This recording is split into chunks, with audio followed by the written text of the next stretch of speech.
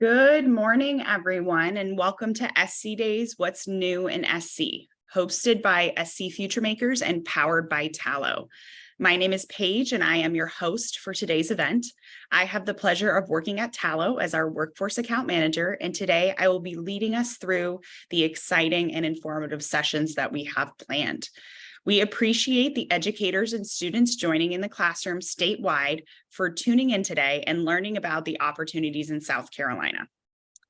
We're going to kick things off in a few minutes, but I'd like to take a moment to drop a little bit of webinar knowledge on you about today's event. One note is that we will have your audio and video turned off for the entirety of the event. So if you wave or say something and don't get a wave back, it's because we can't hear or see you, but please don't take offense. We love that you're here and we'd love you to participate by using the Q&A. Every session will end with a live Q&A with the session host. So please put any questions that you have in the Q&A feature during the presentations. I wanted to extend a special thanks to our SC Future Makers partners, the South Carolina Department of Commerce, the Council on Competitiveness, and the Manufacturers Alliance for making today's event possible.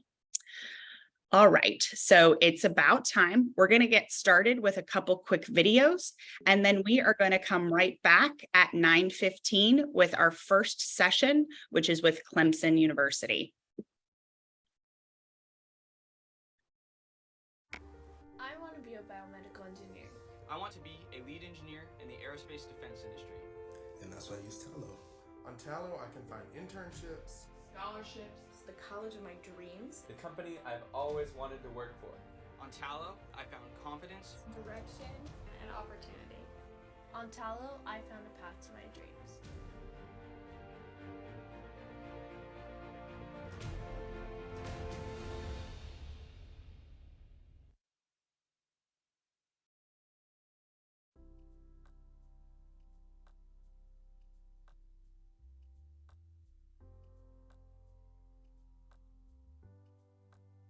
My name is Pierre LaBroche. I'm a freshman at Stanford University. I'll plan to major in computer science or mechanical engineering and aspire to be a robotics engineer once I graduate. Hi, my name is Ayush Saha. I'm currently at age 18 studying computer engineering at UC Davis, and my future goal is to become a computational neuroscientist. My name is Leah, and I'm currently a freshman here at Williams College. While I was a senior in high school, I would regularly go on Tallo to find scholarships, and I actually got a couple of them.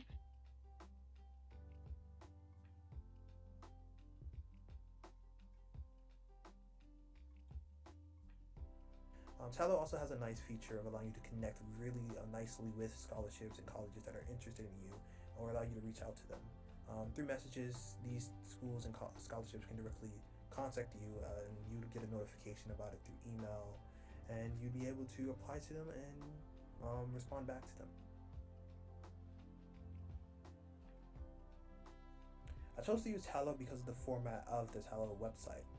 It had a profile that you can create that was able to house and serve as a location for all your accomplishments, activities, and honors in one location, which allowed you to seamlessly transfer it over to a resume.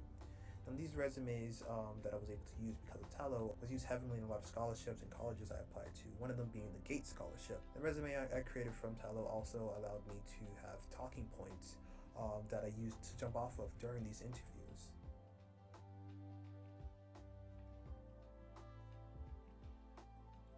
So I found this event in Tallo called the STEM Signing Day, and I applied for it, and I was accepted as an honoree. That event was affiliated with Boeing. Soon afterward, I was accepted into the Boeing mentorship program for undergraduate freshmen. I had the chance to connect with dozens of software engineers from Boeing and learn about technical skills and about real-world practical projects being done by Boeing. I was also awarded a scholarship for my efforts connecting with the Boeing engineers.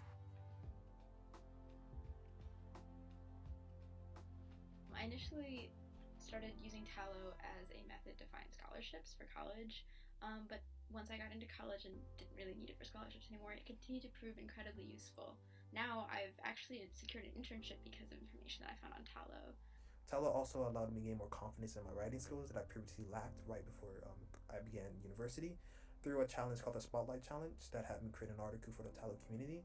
Through this challenge, I was able to practice my writing skills and become more at ease at sharing my writing with other people. Tallow has made me confident in my career by showing me that corporate world dynamics and large companies are not just a faraway dream. Once I got into college, I was able to actually work in New York City for a nonprofit because of an internship that I found on Tallow, and I continued to look at Tallow regularly, and I ended up securing another internship doing energy work for a pretty large energy company out here on the East Coast, which is going to be a really, really interesting introduction into a field of work that I really am interested in. So I've really used Tallow a lot, and it's been incredibly helpful in everything from applying to college, finding scholarships, finding internships, and other job opportunities. So thanks, Tallow.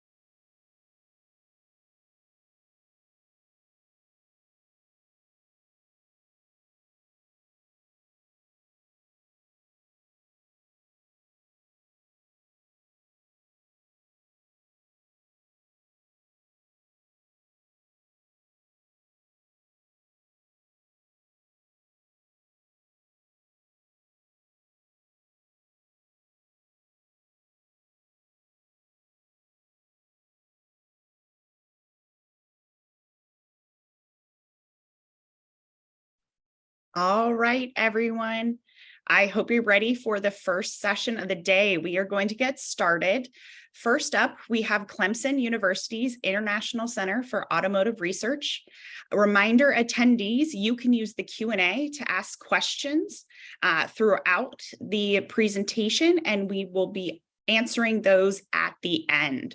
Joining us today, we have Matthew, who is a research assistant, professor, lab manager at Clemson. Good morning, Matthew. Hello and good morning. Thank you so much for joining us. Thank you for having me.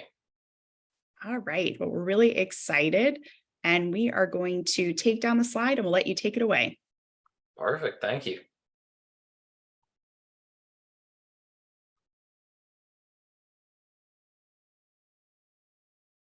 There we go.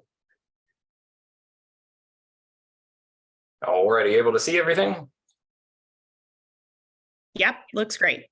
Perfect. Well, thank you, everybody. My name is Matthew Crew. I'm a research assistant professor with Clemson University in the Clemson Vehicle Assembly Center.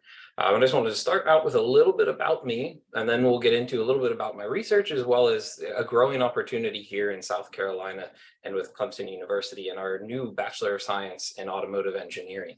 It's brand new this year, so this will be the first time we've ever offered it, as well as the first in the nation to offer an automotive engineering degree for an undergraduate. A little bit about me. I come from the Pennsylvania State University, where I got a bachelor's degree in mechanical engineering.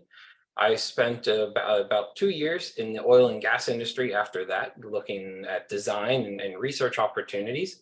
But it wasn't really for me. And so I decided to go back to school to get my master's degree after talking with a university professor down at Clemson.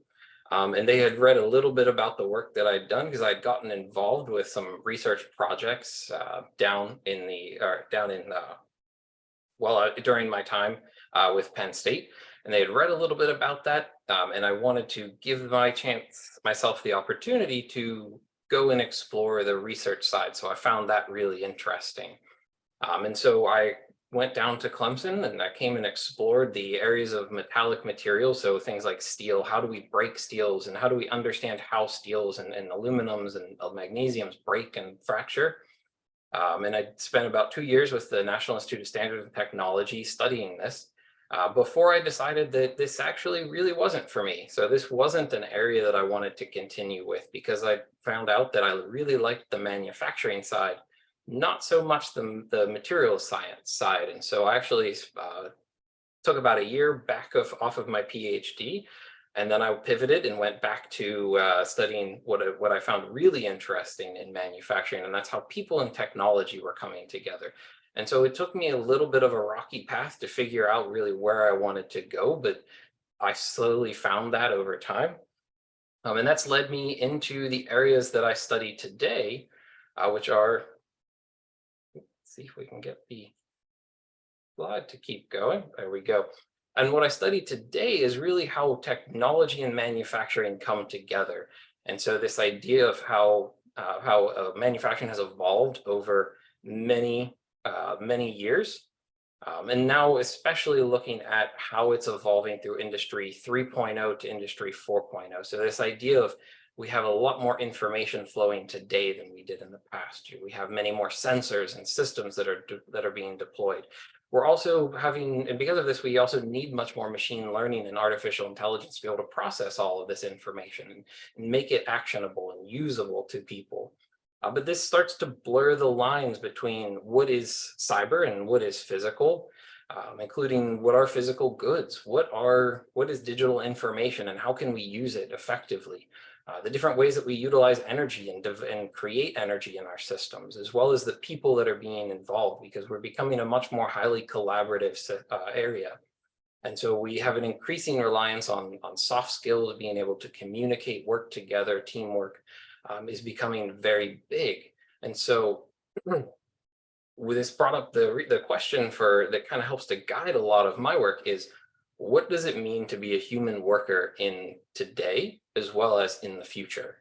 And so we will take a look at a couple of the ways that that's evolving, because we're not just changing the the manufacturing landscape, we're also evolving the product. If you look at a car from 10, 20 years ago to now, we've increased the number of parts, we've increased the amount of software and systems complexity that is there. And to make these vehicles, we need more workers, because the workforce is the best way, people are the best way for us to build these vehicles. But that also means that we also have to deal with human errors. And a part of human errors is what traditional engineering is sometimes done, is use that as a reason to design people out of the manufacturing workforce. So you might see things like replacing people with robotic systems. In the automotive industry, we actually have an unusual opportunity where we cannot remove people. We have to still keep them, because automation and robotic systems are not yet flexible enough and are not yet capable enough to really build these vehicles the same way and with as much flexibility. Tesla has a very common usage of this, where they tried to over-automate in their early stages. And I'm very happy that Elon Musk came out and said, well, the robotic systems are great, but we tried to over-automate. By bringing back people, we were able to be successful again. And so this really also speaks to how can we change and evolve the product and the workplace to better account for these people, because our product has definitely changed, and it's very obvious to you and I that it has changed. From the Ford Model T back in the early 1900s to the BMW i8, which ended production in 2020.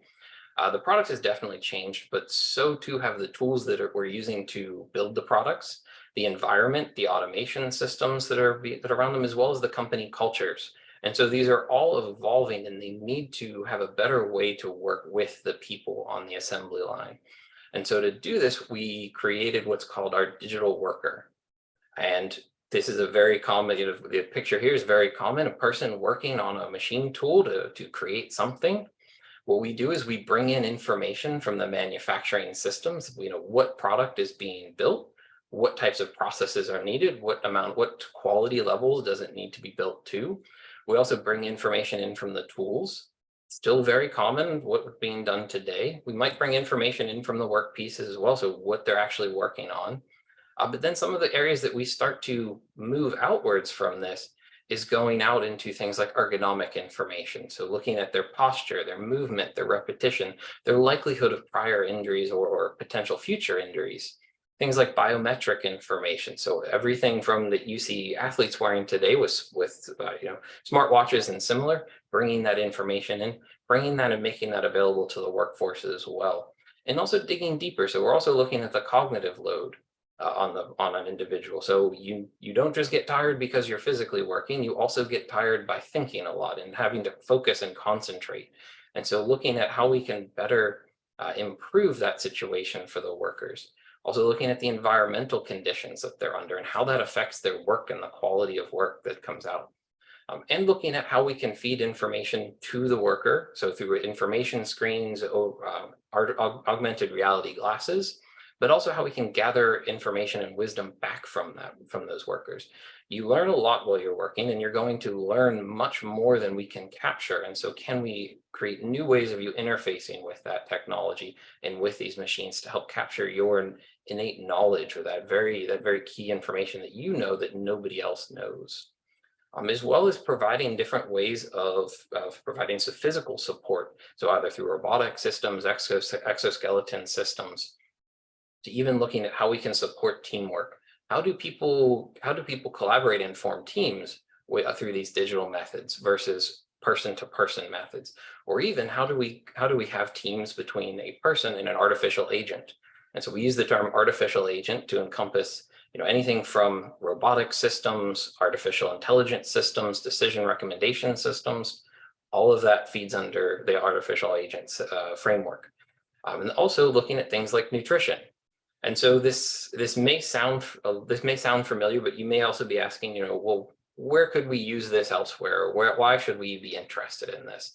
And a common area to see this as well is looking at the sports industry, and especially with the NFL. In this case, this is the NFL Digital Athlete Initiative, where they're looking to improve player health and safety by better understanding things like how athletes move, the forces that they're under. So in football, especially, the impacts that they sustain, any prior injuries, and how that can give them a likelihood of future industries, because the area there that they want to keep the player on the field longer, because that means more likelihood of success for them, for the team, as well as that for the viewer, because you want to see your favorite players out on the field. But to get to this point, there's a lot of work that still needs to be done. And that's also where I'd like to invite all of you as well to play a role in this, and help to make this a reality by exploring a career in the automotive industry, because our work doesn't just stay in the automotive industry. It also goes out past it, as well as, I'm a little biased here, with the Clemson University Department of Automotive Engineering, especially through our new Bachelor's of Science degree. So I have a quick video now of some of our students and some of the things that you'll do as an automotive engineering bachelor student. And that includes working on projects like our Deep Orange program, because this is a very hands-on program. This is not just reading a book, doing some math. This is about bringing that into the real world. In this case, they developed an F1 race vehicle, so achieving upwards of 180 miles per hour. But it's also fully autonomous. And so this vehicle was not just designed to be driven by a person, it's designed to compete against people, compete against the fastest racers. The fastest people are still beating these vehicles now, because we still have a lot of development to do. But that also means that this helps us to understand the shifts that are required to bring autonomous vehicles to the real world roads. That's F1 races, that's on a closed course. But it also brings up concepts of how technology will shift during your lives. Everything from collaborative transportation methods, things like Uber and Lyft, which are replacing many traditional taxi industries or augmenting them, as well as changing fuel and energy sources. So no longer is gasoline or diesel are the only energy sources. There's many other sources that are coming through. The increasing electrification of vehicles, as well as the deployment of autonomous vehicles. And this means we need more engineers here in South Carolina and across the US. In the Southeast region alone, we have many different automotive OEMs, but for every single one of these automotive OEMs, there are dozens and sometimes hundreds of suppliers in the region that support them. And so there's a lot of opportunities to work with many different areas in the automotive industry. And with the Bachelor of Automotive Engineering, this is a very industry-focused degree, because we're giving you a specialized curriculum with emphasis on key emerging technologies, so you're going to stay up to date and keep you ahead of what's coming out, so that you're aware of that. Because the skills that you'll learn range from things like new fuels and energy storage, software and hardware, communication, human factors, and many more. The automotive engineering is a very diverse field, and to help to meet these needs, we need people interested in everything from design, engineering, computing, social sciences, materials science, cybersecurity, civil architecture and infrastructure, agriculture, governmental policy, and many, many more. You'd start your degree down on the Clemson campus, so on the main campus, and then move up after 2 years to the CUI-CAR campus, where you'll get a chance to go through an immersive capstone project similar to Deep Orange that'll help to ready you for the auto industry on day one. So we're going to focus on getting you out and making you ready with many of these hands-on activities and many opportunities to explore the different areas inside of the automotive industry.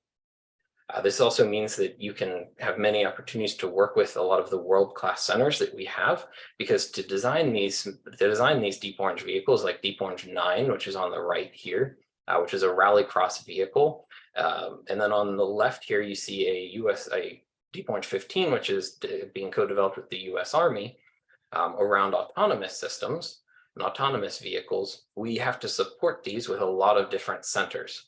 And all of these centers help to push boundaries for the university in areas of materials, manufacturing, fuels and energy, autonomous systems, robotics, AI, and even workforce training, development, and also collaboration and individual engineering training methods.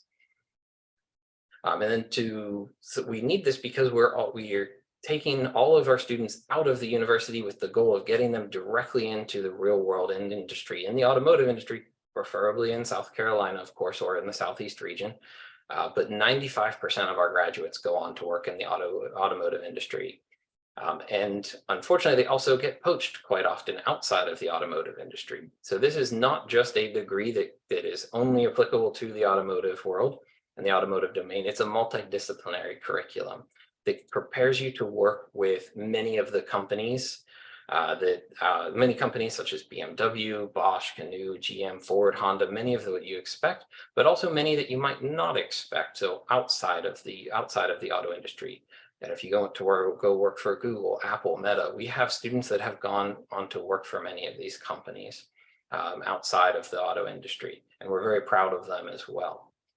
And so there's many different types of career pathways and positions that might open up for you.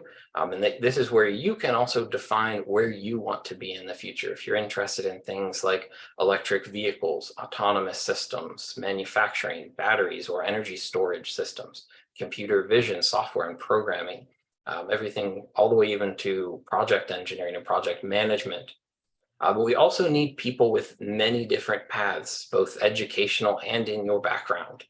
The automotive industry is very broad, and because of this, we need people with diverse backgrounds to help innovate and come up with many new ideas, as well as make the products better, improve the companies, and overall make the industry stronger here in South Carolina, as well as make the region more how we want to bring companies in and have them here. And so while I'm talking a lot about getting a university degree, especially with Clemson University, that isn't your only pathway available to enter the industry. And so I strongly encourage you to look at both the automotive engineering degrees, if you want to go the university route, or many other university degrees. But I also want to encourage you to look at trade and technical schools as well. Everything from automotive technology, mechatronics, industrial electricians, welding, and more all play roles in the automotive industry. And so also, if university and vocational school isn't for you, the majority of the automotive companies in South Carolina also have positions for you. They'll hire you directly out of high school. And so I want to encourage everybody to consider a career in the automotive industry. And I'd love to talk more with you if you're interested in any of these areas or working with any of these companies, especially if you're interested in our Bachelor of Science in Automotive Engineering. Please reach out, explore our website. It's listed here, cuautomotive.com. But also you reach out and we can connect you with one of our automotive engineering student ambassadors, as well as if you're local or we can get you here. We can get you to CU ICAR and give you a tour of the campus, and we can sit down and talk more. There's also my contact information there on the bottom left if you'd like to reach out. We also love to work with students while they're doing their bachelor's degrees, graduate degrees in the research lab. So we love to bring you in and get you exposure to all of these new technologies and tools. Thank you so much, Matthew. That was some awesome information. I know I'm personally an F1 fan, so that car looks awesome. Wonderful. That's Unfortunately, we can't drive it. The rallycross vehicle is a little bit more fun because you can actually drive it. But if you have a PlayStation controller, you can actually drive one of those F1 cars. That's so cool. Well, we had a couple questions come in, and I think we have enough time for those real quick. So first question that came in is, what do you think some misconceptions are about automotive manufacturing? Well, I mean, one of the biggest ones that I see all the time is automation and AI, is what they really mean inside of auto manufacturing. If we're headed to, lights out facility, or what's called a lights out facility, so there's no people inside of them. And in the automotive industry, that's just not true. And it's not going to be true for many years to come. And that's where we want to be able to bring in people. We still need more creative careers as well. So we have work to do in robotics and automation before they'll truly take over everything. But then we also have a very diverse background in who can participate. And so I mentioned agriculture because I usually get this question of, well, you mentioned agriculture, but how does that feed in? Well, agriculture, you might know ethanol, fuels, you might be familiar with, but another area is around materials research. So materials, and especially in the automotive industry, are becoming much more sustainable. So we're looking for new sources of the materials that we bring into the vehicle itself. So that can be everything from, we think of carbon fiber today. Well, why not coconut husk in the future? why not bring in additional, more natural organic composites materials into these composite structures? And so there's many different areas that you can participate in the automotive industry without actually being an automotive engineer or without being a manufacturing engineer.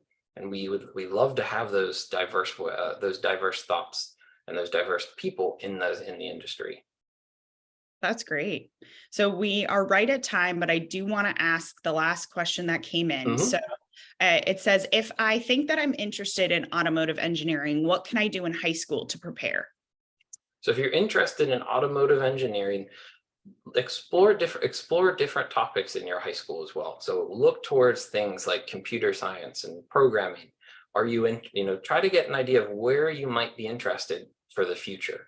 Because like I mentioned, isn't a specific background for a student that goes into automotive engineering. Really, it's looking for your interest in the field itself, your interest in mathematics, and if you want to go into engineering specifically, mathematics and science. So look towards those more traditional STEM pathways, but also reach out. Come and talk to us, because we can also sit down and talk with you. There are also opportunities for high school students to work with labs and to work on projects in the university to get experiences in automotive engineering before they even leave high school. And so definitely reach out to us, and we can put you in contact with the right people to help you get those experiences. Perfect. Well, thank you so much, Matthew. I learned a lot. That was a great session. And everyone, we're going to take a quick break, and we'll be right back at 9:40 with our next session. Thank you.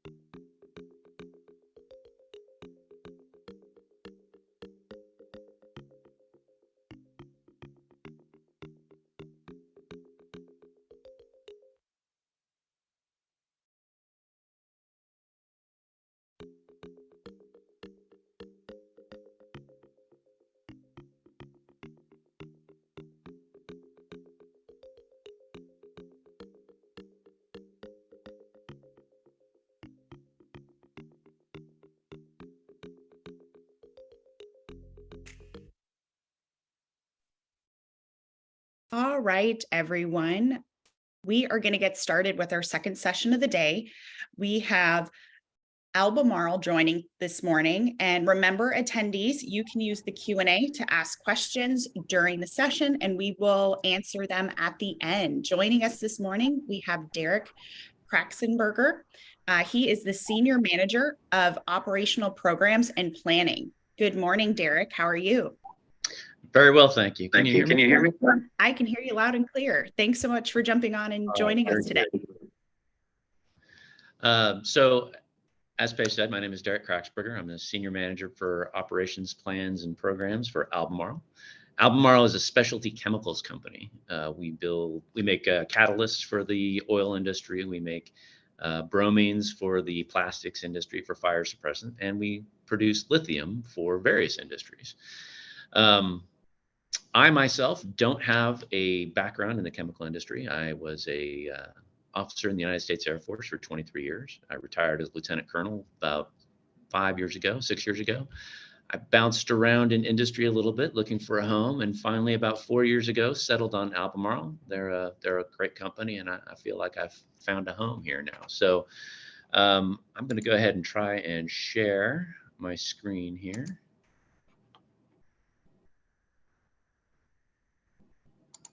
There we go. Let's try this. And Paige, if you can let me know if you can see that, all right? Yep, coming through. All right, very good. So today I'm going to talk to you about our Albemarle's North American conversion plant that we're planning on building. Now that will take a little bit of explanation as to what a conversion plant might be. But we're going to start off with the bare essentials. Now this slide is probably not meant for this audience, but I'm going to translate it for you. Basically, the world is moving toward electrification, and primarily electrification in the automotive industry, electric vehicles. To do that, there are a number of raw materials that industry needs that they haven't really used very much in the past, specifically lithium. And Albemarle is a world leader in providing that lithium to that industry. So what are we talking about here? In North America alone, there are at least 20 plus new lines of electric vehicles coming online in the near future. That means that in 2026, we're going to require more than 6 times the battery capacity that we had in 2021. So you can see on this map in the middle, all of the companies that are currently involved or planning to be involved in building electric vehicles or the batteries that support those vehicles. But on the right-hand side, you can see while there are a number of companies looking at producing electric vehicles and a number of companies looking at producing the batteries for those, almost no one is producing the cathodes that go into the batteries that go into the vehicles, nor is there much refining of the lithium that makes the cathodes. And there's not a whole lot of lithium resource, i.e. the mines that produce the lithium that you can refine to build the cathodes to go in the batteries. So this gap in North America is really where Albemarle is looking to fill the void in this industry. And the reason there's a gap in North America is because most of the lithium refining capacity in the world is in Asia. And the reason that it's in Asia is because almost all of the cathode manufacturing is in Asia. Now, for all of those industries that are starting to build in North America, that's going to be a problem. Those supply lines are long, they're not very secure, and they're expensive. And so all of those companies that I showed you earlier want that lithium produced in North America. We just don't have that capacity right now. And so what we are trying to do is fill that gap. And that gap is only going to get worse because projections for global electric vehicle sales are exponential. They're going to go up dramatically.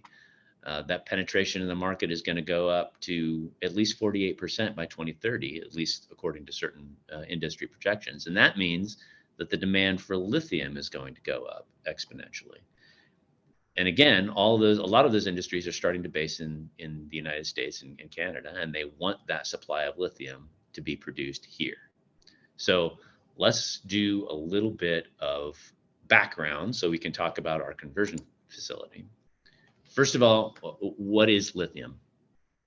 Well, lithium is a metal. It's a very light metal.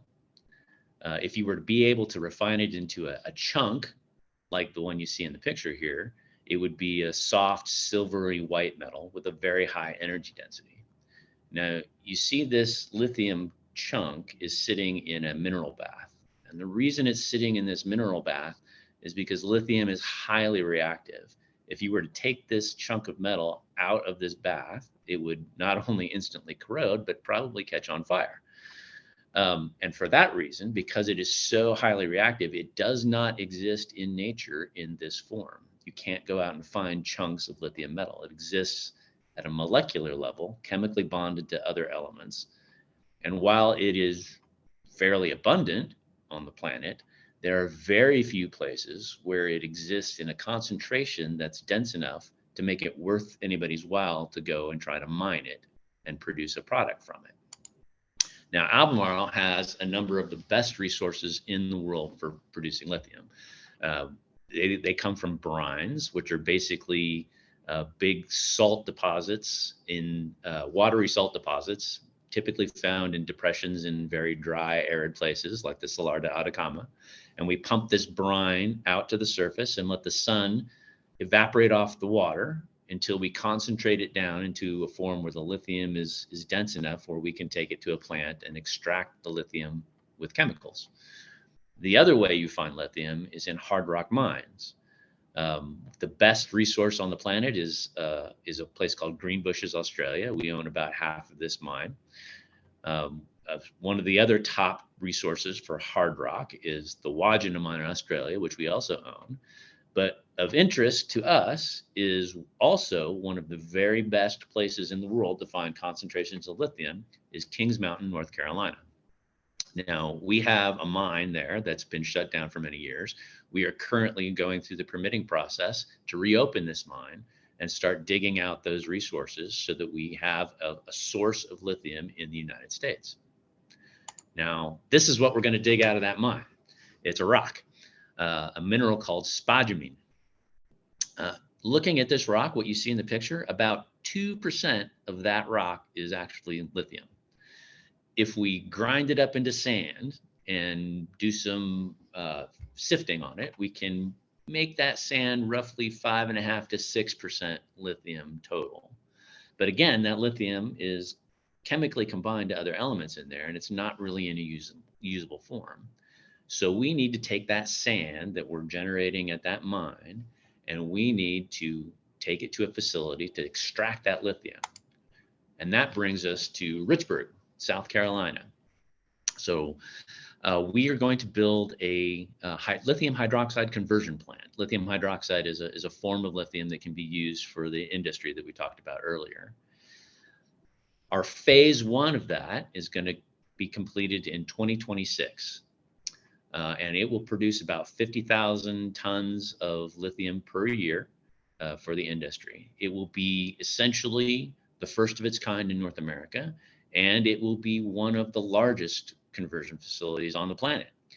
When we go to phase two, we're going to expand that to not only take in more of that sand that I talked about, that spodumene, but we're also looking at technologies to be flexible and recycle batteries from the industry that have already been out there. That's why we call it MegaFlex. Mega meaning large, very large, and flex meaning flexible use of feedstock to produce the lithium product that we need to. When it's fully complete, this will be one of, if not the largest lithium production facility in the world. So Richburg, South Carolina. Why Richburg? Richburg is a very small little town. It's about halfway between Columbia and Charlotte. The reason we're building this plant there is because A, it's close to our mine. B, there's plenty of industry in the area already. So there's infrastructure, including rail lines that we need. And it'll be, like I said, halfway between Columbia and Charlotte. So we'll have a rich base of people to hire in that area to run the plant.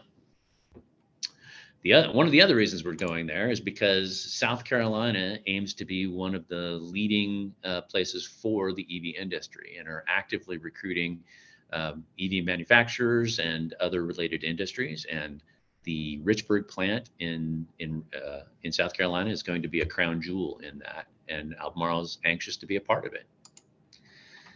In fact, it's not only going to be a crown jewel for South Carolina, it will be a crown jewel for the company. You can see that our projected sales through 2027 are expected to more than double, and a large portion of that is in the energy storage area, and a large portion of that will be the very large plant at Richburg, which is scheduled to open in 2026 and add and contribute significantly to these numbers. So the Richburg plant is very important to us, but to make that work, we need the community. We can't do it on our own. So we invest heavily in the communities in which we operate, and that will be the same for the communities around Richburg and the plant. But we also need to hire people. But we need people with technical skills for operations of the chemical plant, maintenance, safety, engineering, a whole number of positions to run this plant safely and effectively. And that means we need to do training. So we are working with the local community colleges and other institutions to provide internships and scholarships and make that technical training available so that we can have a highly skilled, reliable workforce in the area to run this plant. Now, Albemarle's footprint in the area is fairly significant. I personally live in Fort Mill, South Carolina, right here in the middle of this map. I currently work at the Albemarle Global Headquarters in Charlotte, and it's close enough that I actually rode my bicycle into work this morning. Once the Richburg conversion facility is complete, I'll transfer down there and work there. But I also have other opportunities. For instance, if I wanted to, I could go work at the mine in mining operations at Kings Mountain or advanced metals production. And in 2026, we're also opening a technology park in Charlotte that will focus on advanced lithium research and new technologies in lithium. So right here in my little South Carolina home, I have the opportunity to work in a variety of industries all in the same company without ever moving. Another opportunity for Albemarle is that we have a global footprint. Me personally, in the last 2 months, have been to Chile and to Australia, and next month I'll be going to China.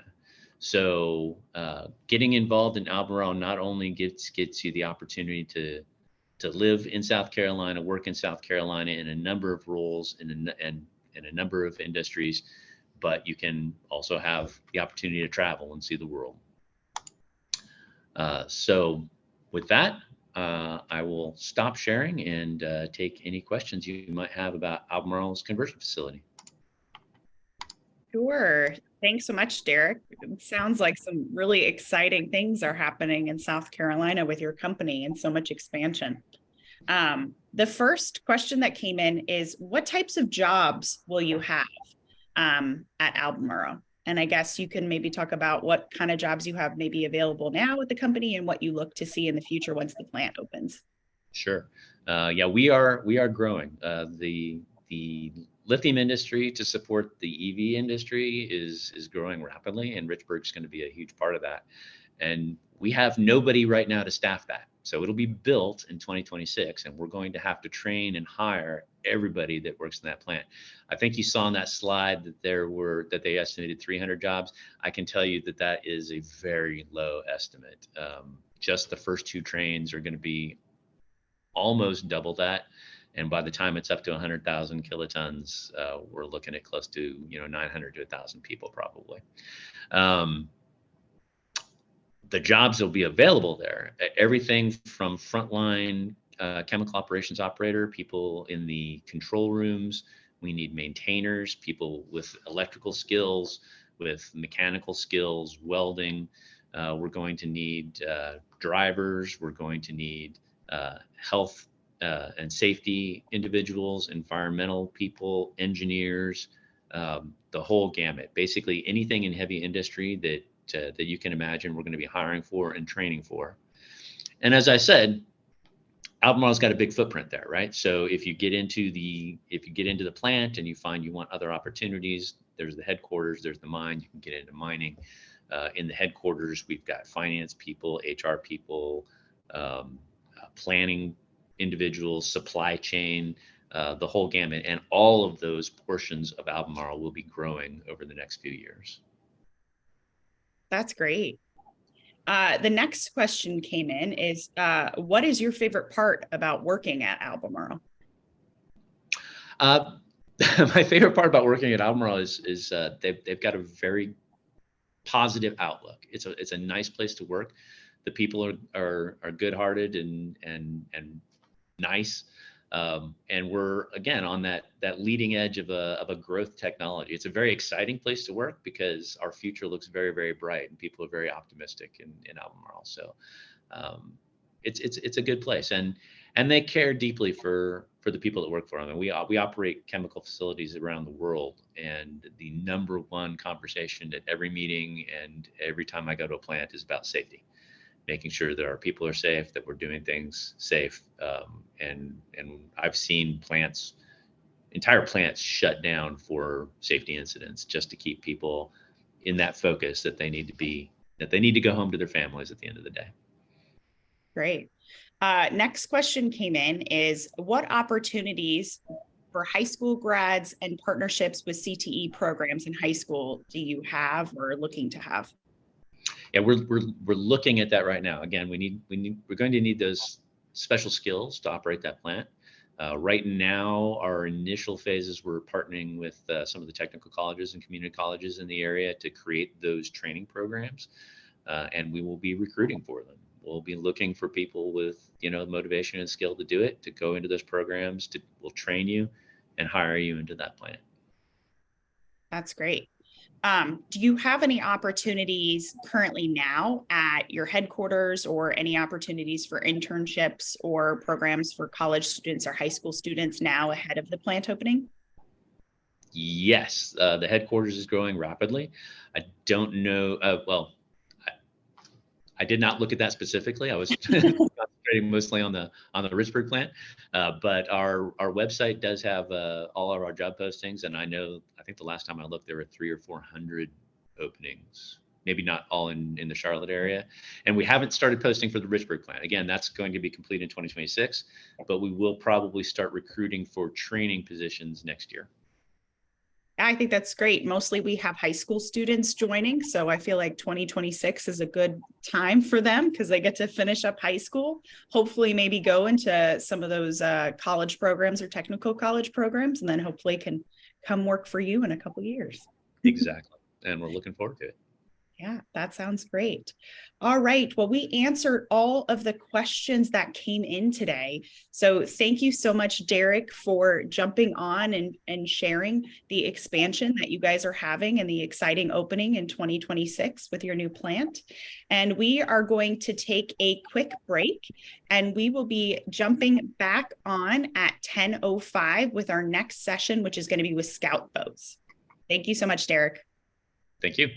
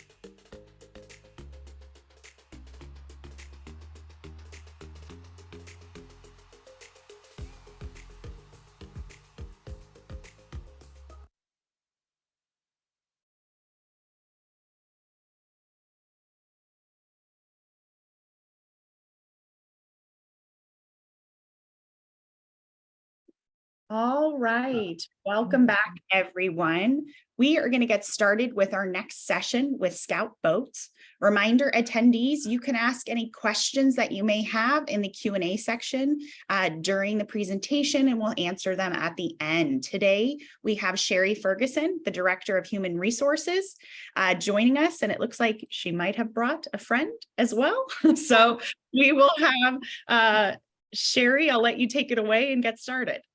Okay, yeah, my name is Sherry Ferguson, Director of Human Resources, and I have with me. I'm Ashley Richardson. I'm the HR manager at Scout Boats. Well, good morning. Thank you so much for joining, Sherry. And I'm sorry, Allison? Ashley. Ashley. It was an A name. Ashley, thanks so much for jumping on this morning as well. Well, I will let you guys take it away and tell us a little bit about Scout Boats. Okay, awesome. I am going to share my screen. We have a slideshow. Sure.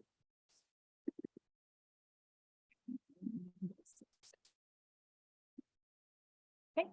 Can y'all see that okay? We can. Looks great. Okay, perfect.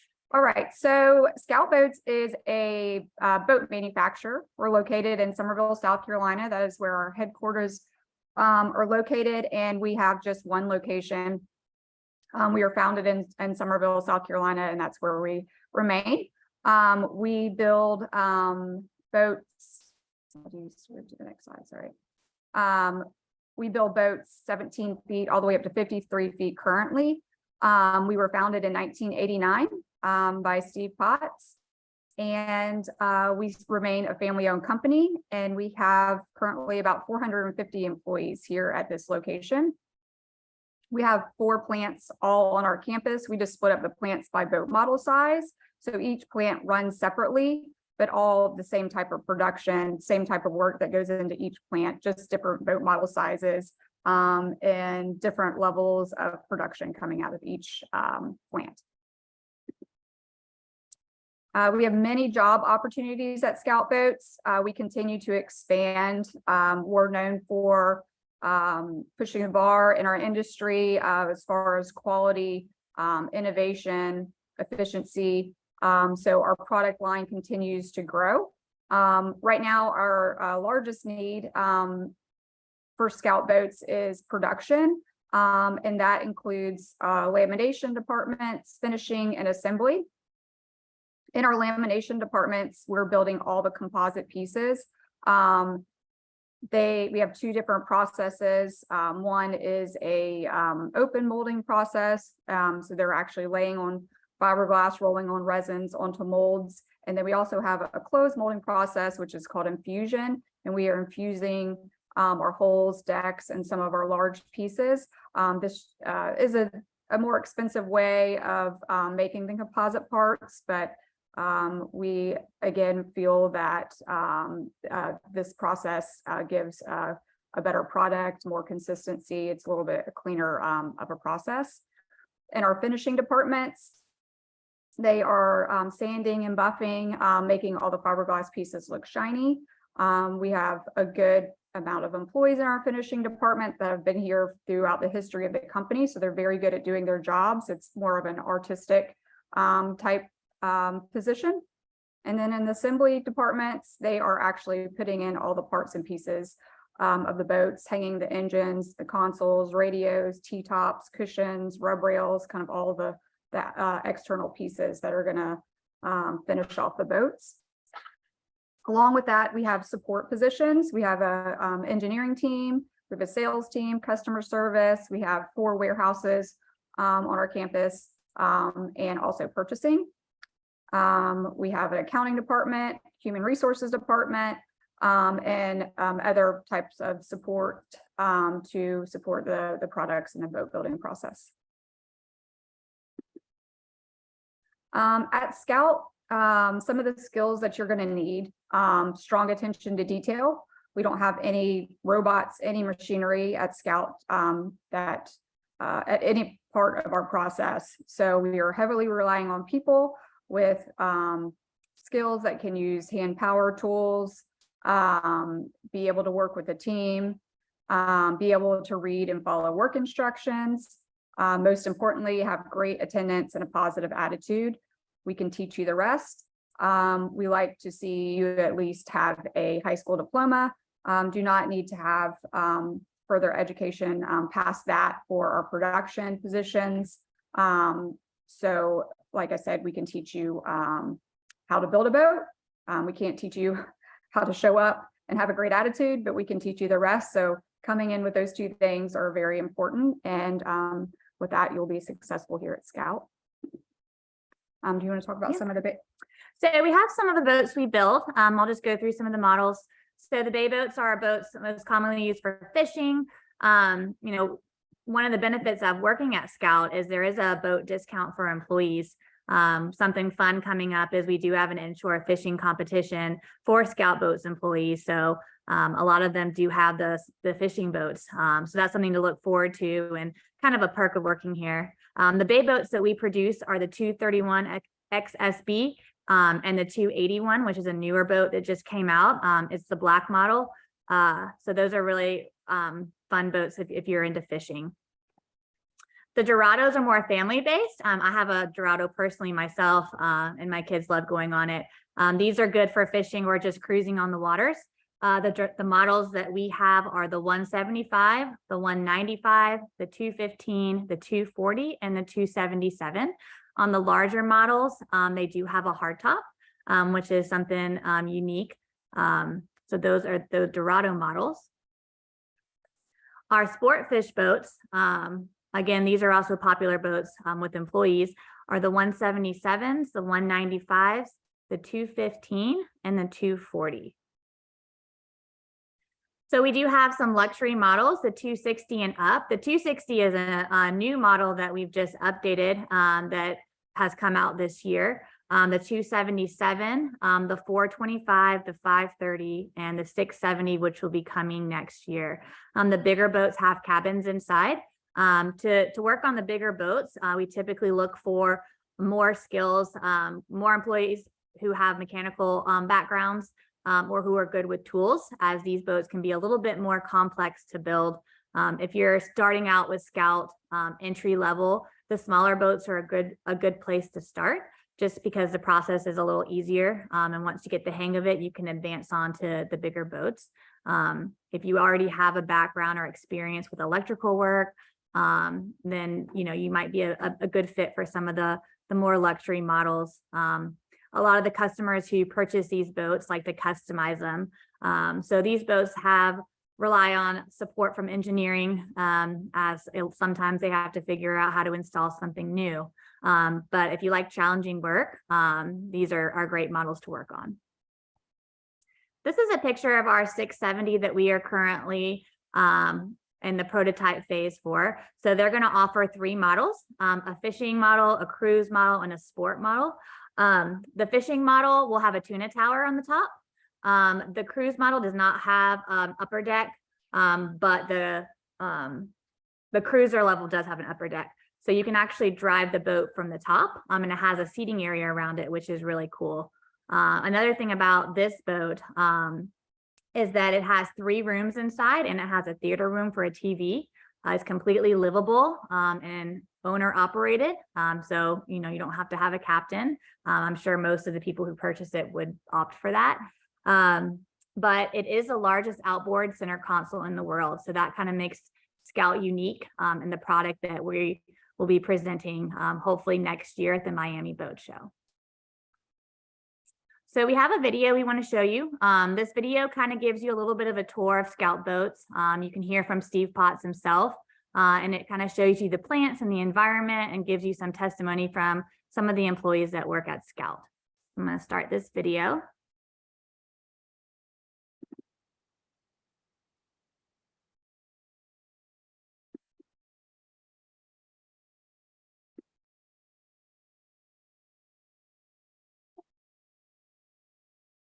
We can't see the video.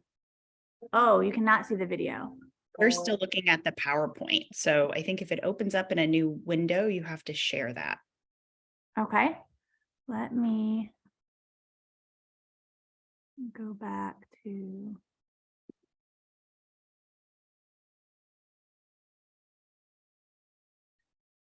How do you get back? How do you get up?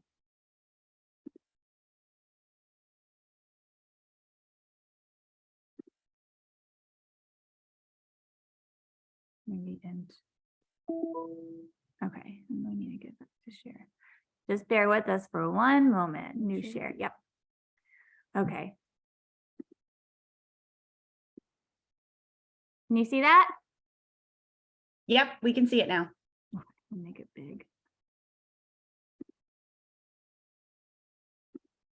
Scout is a special place.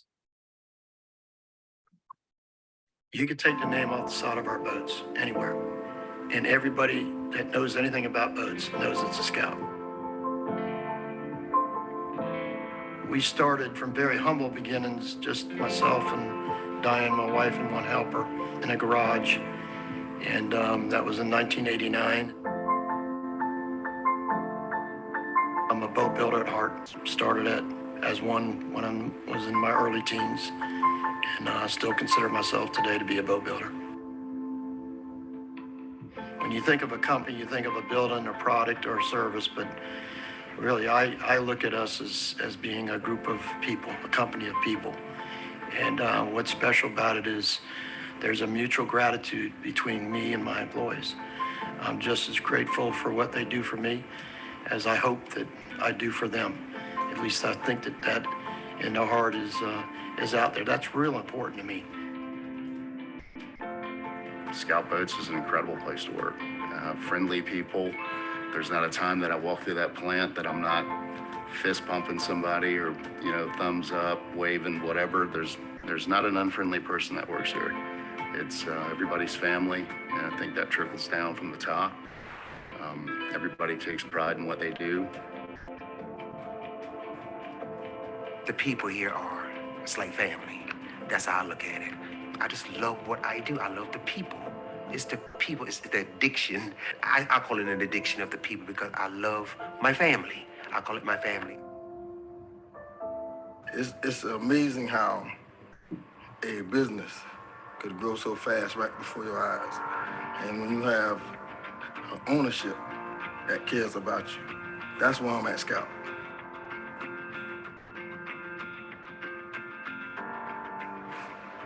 I'm still a boat builder.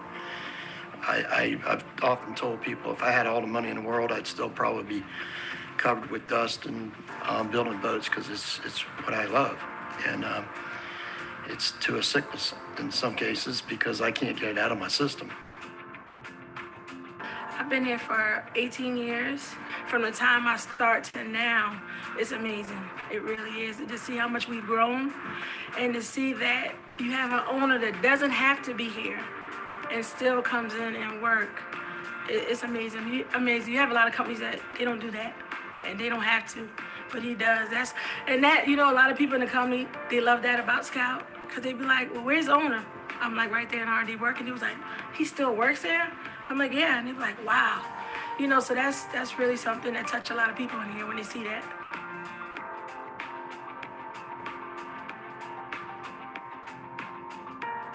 When I first started here, I think it was an 18-footer was the biggest we were building, and we were getting ready to come out with a 20. And seeing that 20 was like, wow, you know, this is a huge boat. You know, now we're getting ready to debut our 53, and it's world-renowned already. We haven't even launched the boat, and we've got people standing in line to buy it and clamoring over it. And I don't think it's just my opinion. I think it's a lot of people in the industry. It's going to be the best built boat and the best looking boat in the world.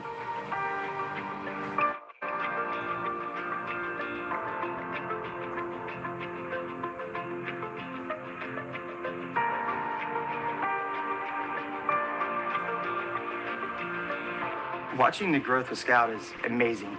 Here recently, it's been growing really, really fast. You know, to see it start from, you know, a 15-foot boat.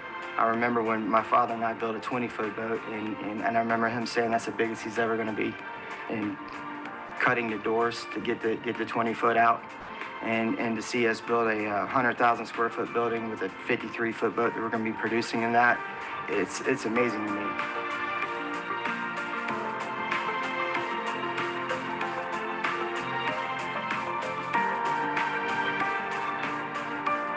I started here about 13 years ago, working in the finishing department on the production floor.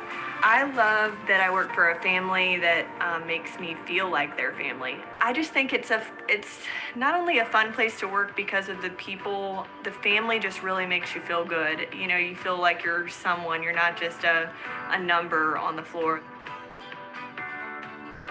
I was 9 years old when my dad started Scout Boats.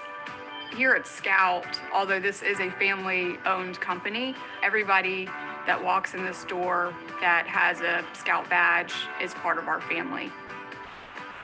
It obviously has an effect on you when you see people with the apparel on out on the street at restaurants, and especially when you see our product underwater. I see Scout everywhere. I get so excited because I was like, we built that boat and it's on the water. Somebody's happy, somebody's enjoying it. I just feel like it's the only boat that should be on the water. But yeah, it's exciting and it gives you a sense of pride, a sense of joy. You know, you're just happy that other people appreciate the product like you do. Well, I think the pride that everybody has here is we've built something that's the best in the world. We've all put our blood, sweat, and tears into it. Everybody here is a very hard worker, and what they've created keeps them here. It's a part of me. You know, I don't think there's anything that could take me away from Scout. We are Scout Boats. We are Scout Boats. We are Scout Boats. Let me start over. We are Scout Boats. We are. We are. We are. Scout Boats. Scout Boats. Scout Boats. Scout Boats. Scout Boats. Scout Boats.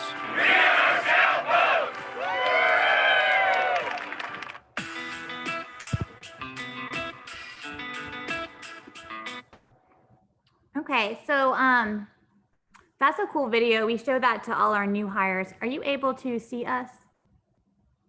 Yes, we can see you. Okay. So anytime we hire somebody new, we kind of show that video so they get a good overview of all the different models, you know, and they can kind of be introduced to some of the staff at Scout Boats. But if there's any questions, we're available to start answering. Sure. I'd love to provide the link for that video if you guys have it. We did have a little bit of difficulty with the video coming through, but the audio came through nice and clear. So we got to hear about Scout Boats, which was really exciting. But the first question that came through is, if I'm interested in working at Scout Boats, what can I do in high school to prepare? I would say, I know that could be pretty. Yeah. Complete high school. You know, we do partner with some of the career and technology centers here as well. And they do have some emphasis type programs in their shops, in their mechanical shops, paint shops, those types of things. But in high school, we do hire, even hire some high school students to work during the summer just to kind of get their feet wet and see what we're all about. But any type of job or anything that you can do, even a hobby, if you like working on cars, building things, even as a hobby is a good way to start. Yeah, being able to work with other people too is huge. So being able to communicate is really big here at Scout. That's great. And I know you highlighted some of the opportunities that you have or career positions at Scout. Are there certain positions within your organization that you have to be 18 and over for, or that need certain degrees, or can someone kind of come in and work their way up through the company? And the answer can kind of be all of the above as well. So being in manufacturing, I think the only limitations if you're under 18 is dealing with forklifts. Like we won't have you on a forklift moving chemicals or any kind of dangerous chemicals that could spill. For production positions, no, a high school diploma is all that's needed. For some of the support departments, I know engineering, you need to have a technical degree. Industrial engineers and mechanical are typically what we hire. For customer service, we like to see a bachelor's degree. It's not necessary. Anyone who has a captain's license is definitely a plus. There's definitely more opportunity to test boats. We have a couple employees that we hired that have captain's license that have grown into roles in QC where they inspect boats out on the water. So that's kind of a fun job to have if somebody is, already into boating and working towards getting a captain's license. But there really aren't any restrictions, regardless, besides the forklift driving that we have. Very cool. Yeah, I feel like a lot of students might not think that they could, work in boating and with boats if that's one of their passions. And even doing cool things like the fishing competition that you guys mentioned. I think that's maybe not a job that everyone realizes is out there. Same thing for testing the boats as well. That's really cool. Next question would be, what is your favorite, each of you, part about working for Scout Boats? Being in human resources, I get to talk to everyone, which I really enjoy. I like the interaction with the employees, the day-to-day, they come and talk to me about everything and anything. But I love that because you get to know them on a more personal level. So for me, it is the people and just, the daily interaction is probably my favorite. Yeah, I would say the same with Ashley. Being in human resources, we get to help people, get to help develop their career path, help with training, just help people grow and be who they want to be, and help them get there. Also, the pride that goes along with the product that we built is really cool. We're here in near Charleston along the waterway, so just going out in the water and seeing the product that our employees work so hard to build is really cool. Yeah, that's awesome. Well, we're right at time. So thank you both so much for joining us today and letting us know about Scout Boats. It sounds like an amazing organization, and any students who are interested in that industry, please go ahead and look up Scout Boats and see if maybe that's the right place for you. So we're going to take a quick break, and then we will be back right at 10:30 with the South Carolina Manufacturers Alliance. Thank you so much.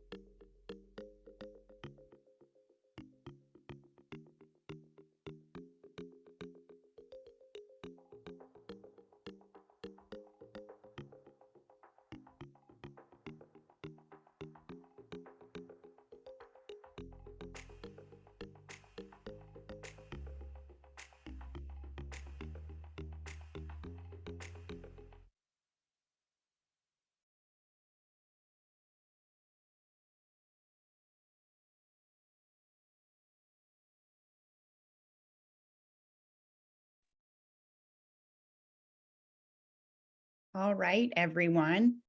We are going to get started with our last session of the day. Joining us, we have the South Carolina Manufacturers Alliance, and with the Manufacturers Alliance, we have James Richter, who is the Director of Workforce Development and Member Relations. Good morning, James. Good morning. Thank you so much for jumping on this morning. Oh, absolutely. Absolutely. I always enjoy talking about manufacturing, and always enjoy talking with students and teachers about it. Yeah, and we've been hearing a little bit about manufacturing, I think, from all of our presenters earlier. So I think it's going to play into what you're talking about today really well. So we'll let you start and take it away. All right, so just so you guys know who I am, a little bit about our organization.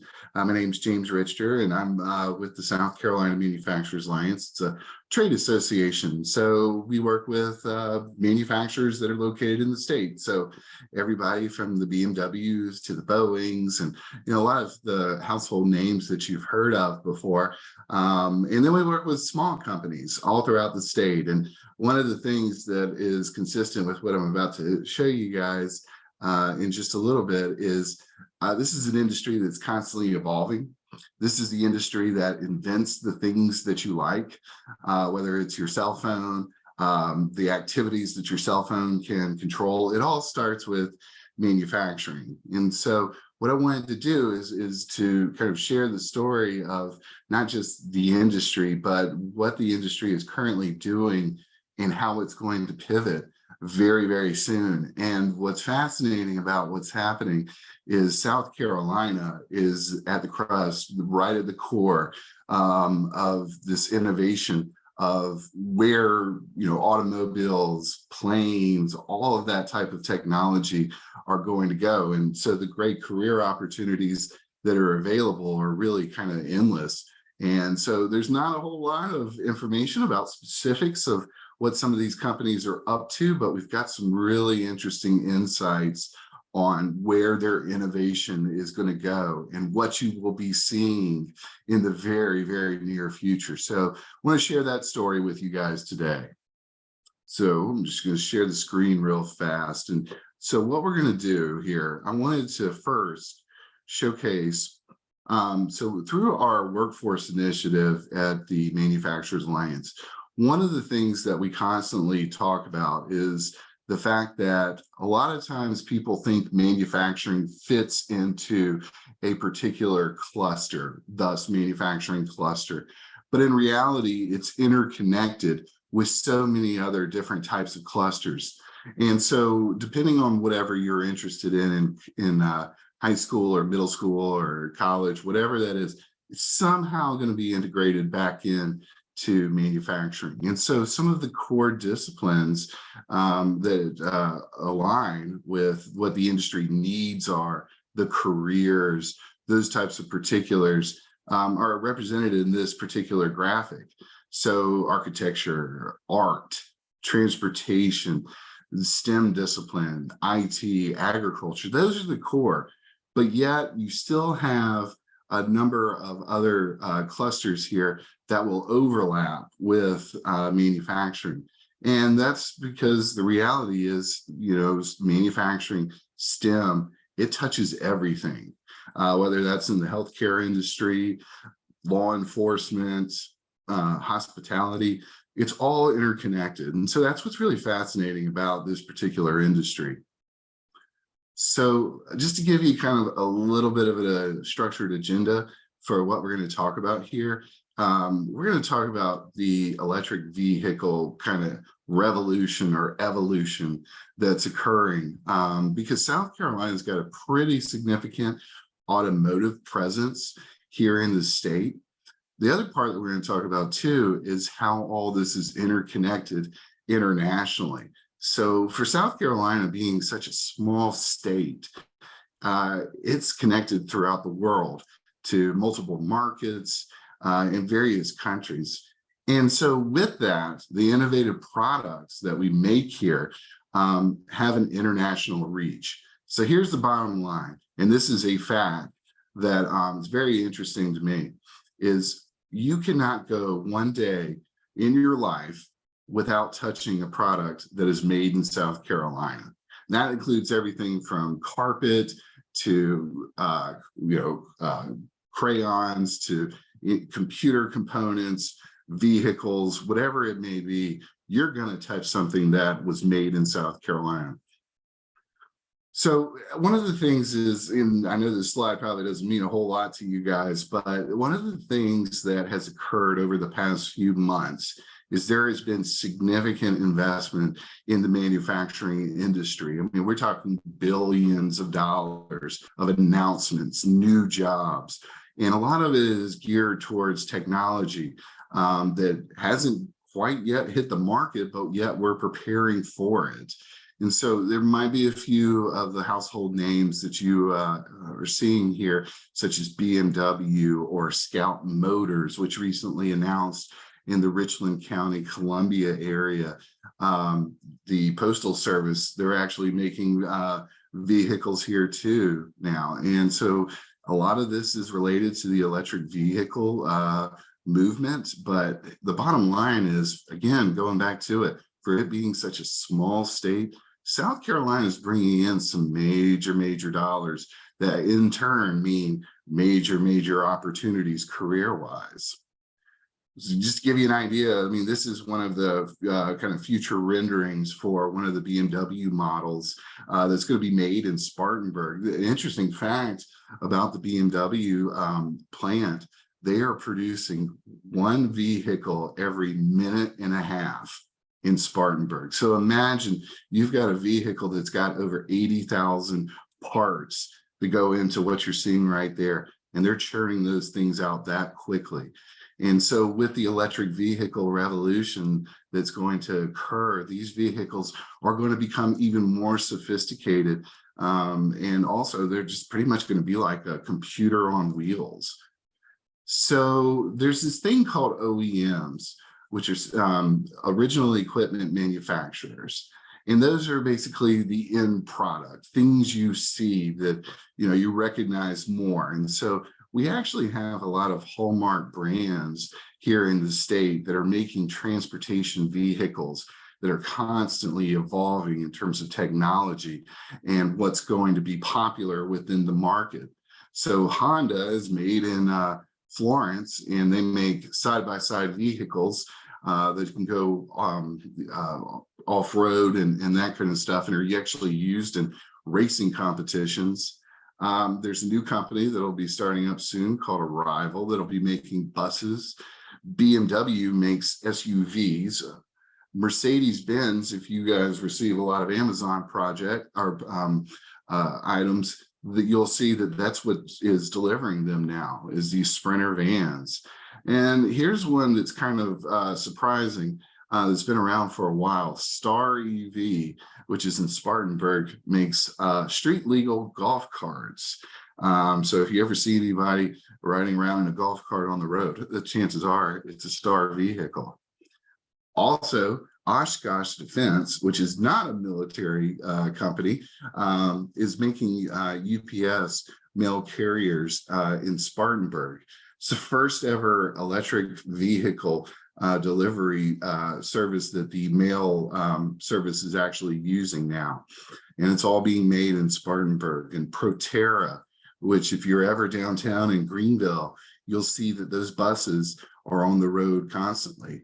The new ones that are coming out, Scout Motors, which is going to be new to Columbia, is one of the largest investments ever into South Carolina. I want to say it was over $2 or $3 billion. I mean, which is absolutely unheard of for us to attract that to such a small state. But because this is such a great place to do business, these types of investments are happening more frequently. And then we have Volvo in Charleston. They're making electric vehicle sedans. So each one of these particular types of companies, what they're making is something that is technology-wise is going to be new to the market.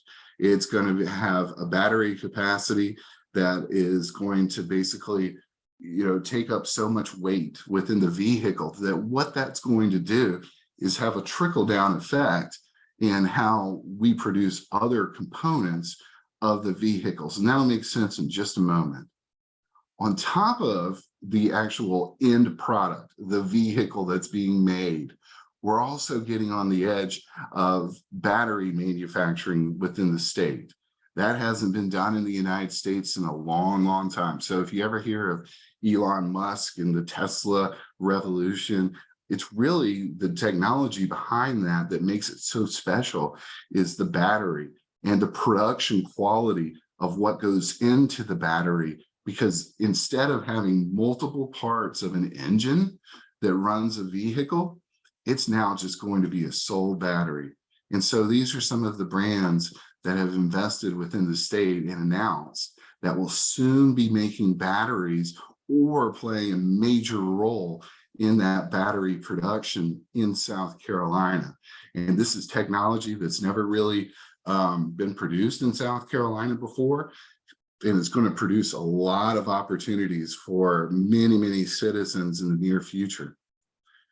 So if you think about it, I said a little bit earlier that BMW, the vehicle that I showed, has about 80,000 different parts in it. And so we have a lot of suppliers within the state, such as Bosch, Magna, Bridgestone, Continental, and Michelin, that provide those types of parts. So with this evolution of technology, what's going to end up happening is because the battery that's now the engine is so weighs so much, each one of these particular types of products has to go through its own evolution. So just to give you an idea, a car can only weigh so much and be technically street legal. And so everything from the glass to the plastic to the metal to the tires, they all have to be more lightweight and more durable. And so what's going to end up happening is it's going to have a trickle down effect to where these companies are going to be doing research and development on how to make their tires more lightweight, still cost efficient, and yet at the same time still able to be effective in terms of working within the automobile space. And so this is all going to happen here in South Carolina with this research and development. So every part is going to play a major role in that end product, that OEM, in all aspects of the type of vehicles that we are producing here now. But on top of that, we have to move it. And so one of the things that a lot of people don't really realize until you kind of see it for yourself is we have a massive port infrastructure within the state. So we produce something, it's got to get overseas. And so the port system here, whether it's through our inland ports, which uses railroads to ship those BMWs, to ship those batteries, to some sort of overseas market, they're all playing a major role. And one of the things that's also very surprising, again, going back to the fact that we're a small state, we move on average $10 billion worth of products annually through this port system. So this is very, very important. Whenever you see a train that is kind of slowing you down, and you see all those big items on the back, that's probably going to Charleston to be shipped out to some international market, or a truck carrying one of those large containers. Most likely it's going to the port and it's carrying a good that was made in South Carolina.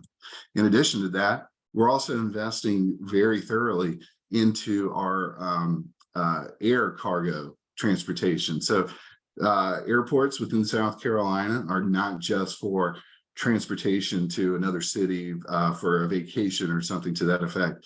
We're also using the skies to transport some of the great things that we make here. And GSP, which is in Greenville, is doing a major investment right now to expand on that so they can reach even more international markets. So the continual theme that you're hearing here is we're making innovative things, and we're also continuing to make that connection to the international marketplace. Look at BMW, for instance. This is one of the most innovative planes that is on the market right now. This is the Dreamliner. You will not ever set foot on a Dreamliner unless you are traveling internationally and going to probably travel 8 to 10 hours or more, because this particular plane was designed for fuel efficiency. The base of the plane, the tube that you see right there, that is made out of a very, very lightweight carbon fiber that is produced in Spartanburg. It's some of the most advanced materials on the market right now. And so with this fuel efficiency, because the plane is more lightweight, it can travel further than ever before. And that's being made right here in Charleston. The F-16, this is pretty interesting right here. It's being made in Greenville. They just produced their first ever plane. And this is going to allies of America to help defend, their homeland. And so this is, again, all being made in South Carolina. And, if you think about it, up until a handful of years ago, South Carolina had never made a plane before. Up until the 1990s, we had never made a vehicle before. But yet the opportunities that we have through our education system allows, you guys to tap into the opportunities that are available, whether it's through the technical college system or a four-year route, whatever that may be, to make some of these innovative products. Here's one that you don't think is very innovative, but actually is. Samsung in Newberry is producing washing machines. What's amazing about this is it incorporates Bluetooth technology. So you can control your washing machine.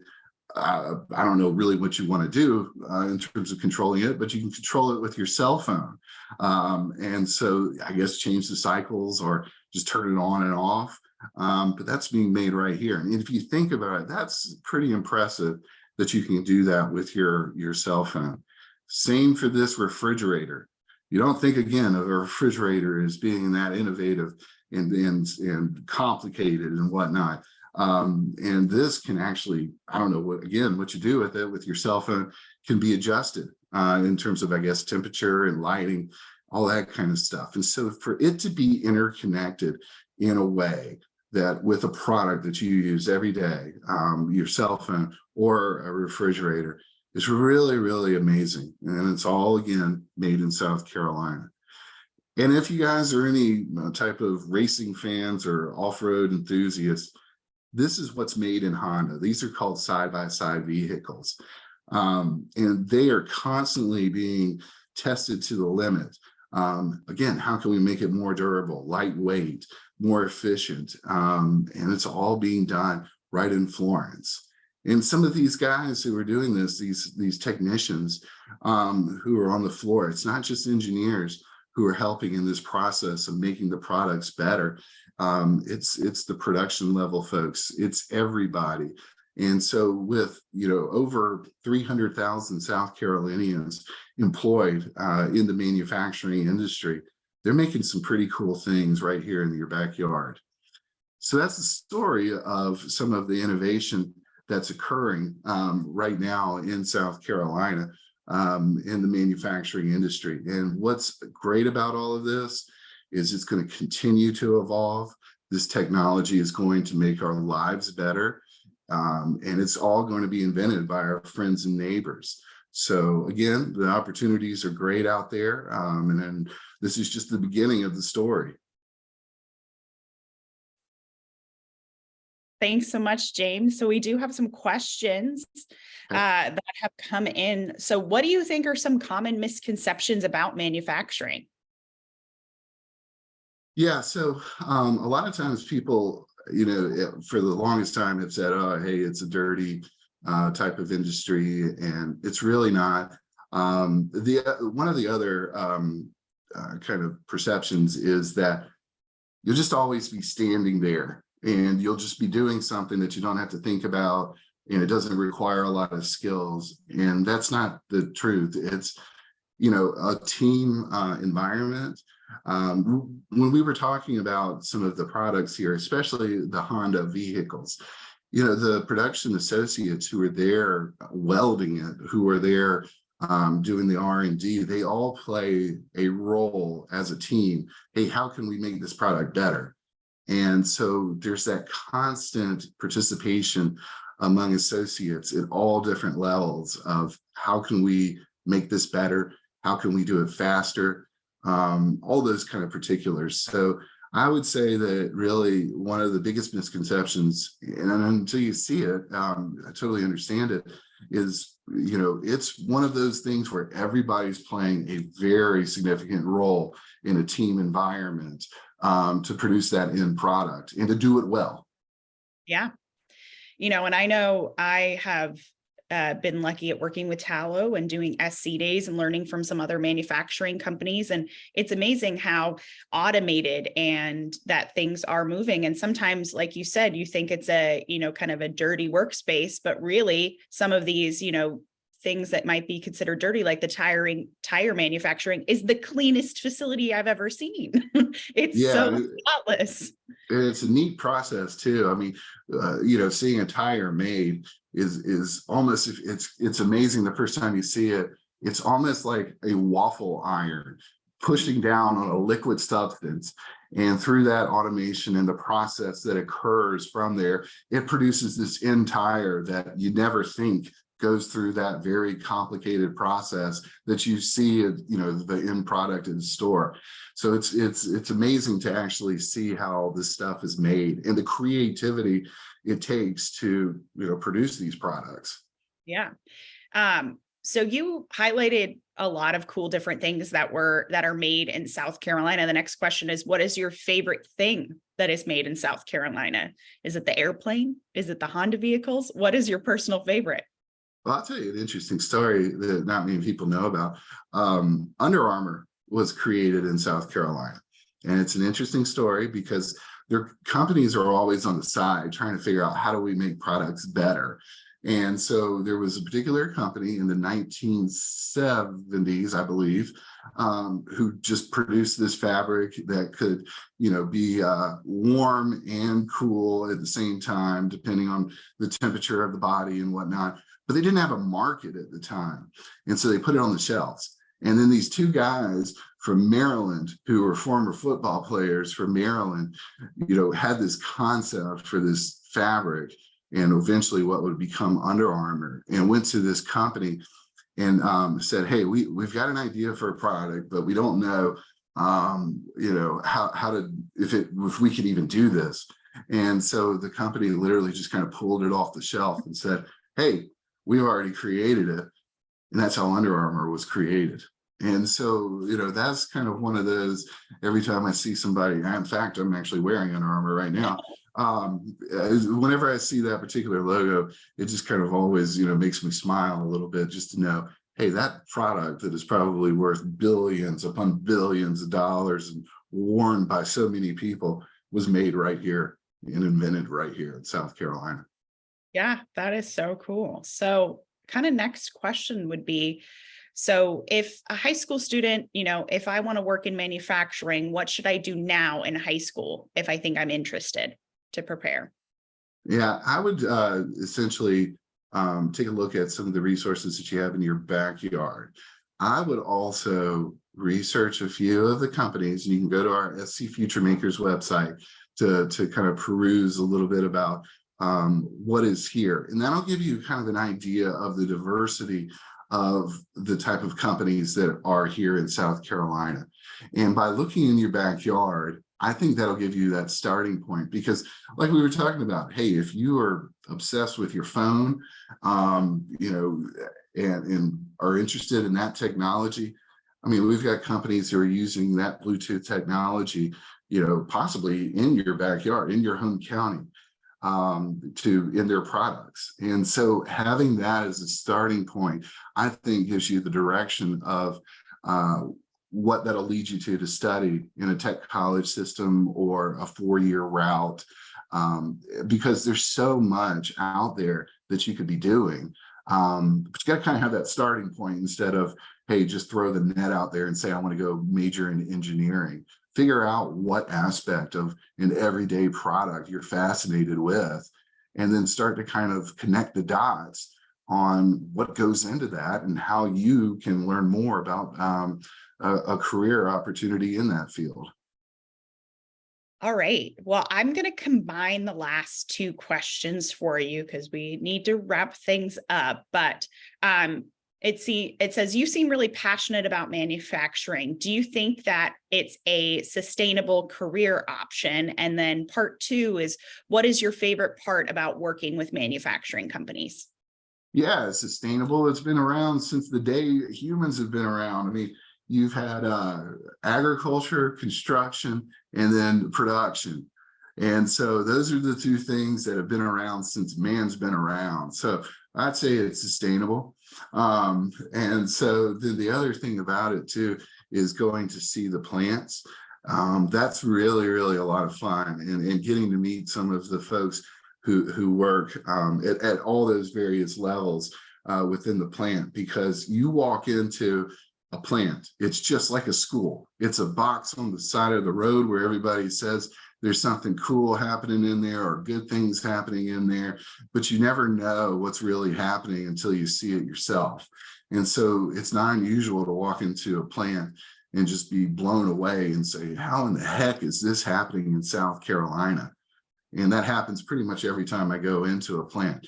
Again, going back to one of the first facts that I shared, I mean, the fact that a BMW is being, finished up in South Carolina every minute and a half, and those things cost like $70,000 a pop, and that's being made in your backyard. That's a pretty cool thing to see. It is. Is that kind of your favorite part about working with manufacturing companies, is getting to see what kind of products come out of the state? Yeah, and the other part too is if you go and visit that facility, 2-3 years later, it might look completely different because they're constantly bringing in new machinery, new robots. It's just really amazing to see the evolution and the innovation that goes on in those particular operations. Yeah, that's really cool. Well, James, thank you so much for joining us today and talking about all of the advancement in manufacturing in South Carolina. I think it's very obvious that it is a key industry in our state, and all of the students and educators joining today should definitely take a look at manufacturing and what students can do career-wise in that field. And you can make a lot of money. You can as well. Yeah. That's well, right. Thank you so much, James, for joining us today. And that is our last session of today. So it has been truly a pleasure hosting you all, from the attending students and educators joining in the classrooms to the employers who took time out of their busy schedules to share the importance of the industry here in South Carolina. I'd like to take this opportunity again to thank the hosts, the participants for sharing their experience. A special thanks to SC Future Makers, the Manufacturers Alliance, and the Department of Commerce for helping put this event on. We will be sending the recording of this event out next week, so please keep a lookout for an email from Team Tallow. And on behalf of SC Future Makers Initiative, Tallow, we thank you for joining SC Days, What's New in SC. Thank you so much for joining.